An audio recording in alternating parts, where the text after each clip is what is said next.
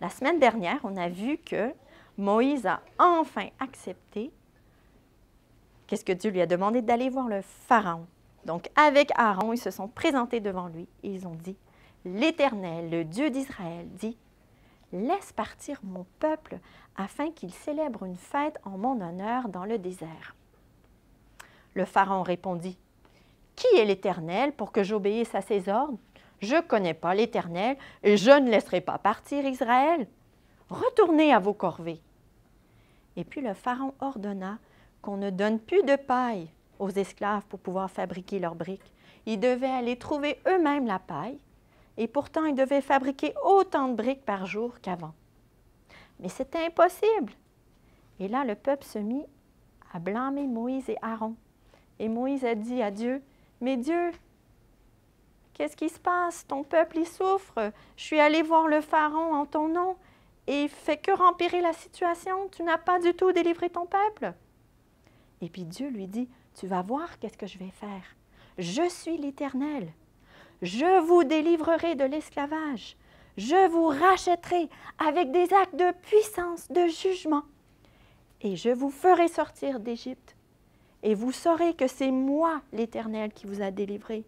Et je vous amènerai dans la terre que j'ai promise à Abraham, Isaac et Jacob. » Et donc Moïse rapporta ça au peuple, mais le peuple ne voulait pas croire Moïse. Et Dieu dit, « Retourne voir Pharaon. » Et Moïse dit, « Mais Dieu, le peuple ne veut pas me croire, imagine Pharaon. » Mais Dieu expliqua à Moïse ce qu'il devait faire. Donc, ils sont allés devant Pharaon. Moïse a dit à Aaron de jeter son bâton, qui s'est transformé en serpent. Oui. Le Pharaon, lui, il a appelé ses magiciens, il leur a demandé de faire la même chose. Et puis, ils ont réussi à transformer eux aussi des serpents. Mais le serpent de Aaron a englouti les serpents des des Égyptiens. Mais le cœur du Pharaon s'endurcit et il ne voulait pas écouter. Dieu dit ensuite à Moïse, « Va voir Pharaon demain au bord de l'eau, au bord du Nil, et tu lui diras,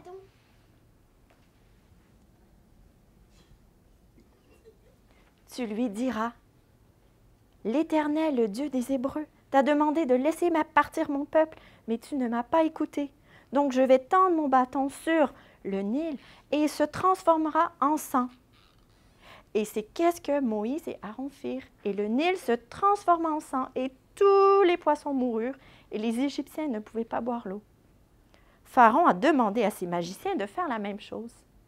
Ils ont réussi à transformer l'eau de l'eau en sang. Et donc Pharaon, lui, il n'a pas écouté Moïse. Ensuite, une semaine plus tard, Dieu dit à Moïse, « Retourne voir le Pharaon. Tu lui diras, « Moi, l'Éternel, le Dieu d'Israël, je te demande de laisser partir mon peuple pour qu'il me serve.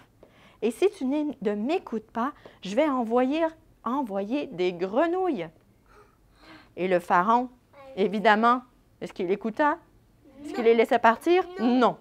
Et donc, qu'est-ce qui se passa? Il y avait des grenouilles partout. Oui. À la maison, dans les soupes, partout. Aaron tendit son bâton sur les rivières et des rivières sortirent des grenouilles. Et les grenouilles ont envahi le pays. Il y en avait partout. Il y en avait dans les maisons. Attention, ils vont apparaître. Il y en avait dans les lits. Il y en avait sur les chaises, sur les tables et même dans la nourriture. Imaginez des grenouilles partout. Le Pharaon a demandé à ses magiciens de faire la même chose. Ben, ils ont réussi à faire sortir des grenouilles de la rivière, mais par contre, ils n'ont pas réussi à les faire partir. Donc Pharaon a demandé à Moïse, « Prie l'Éternel et demande-lui de faire partir ces grenouilles, et après je vous laisserai partir. » « D'accord, dit Moïse. Pas encore. « Dis-moi, quand veux-tu que je prie? » Demain. Et puis le lendemain, quand Moïse pria, toutes les grenouilles moururent. Il y avait des tas et des tas de grenouilles mortes. Mais le Pharaon ne les laissa pas partir. Donc Dieu dit, encore une fois, de... Voyez, de mouches. La prochaine chose, vous savez bien l'histoire, hein? Oui, là. Oui.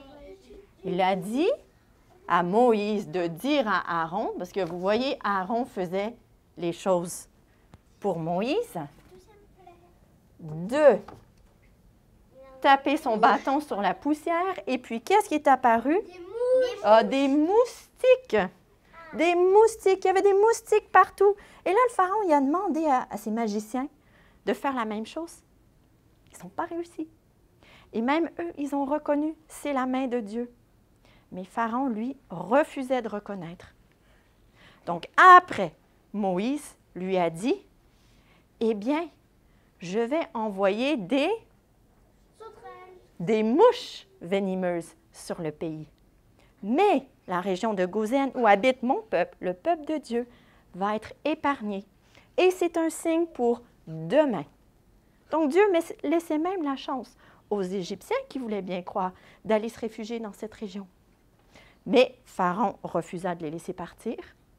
Et puis donc Dieu envoya les mouches.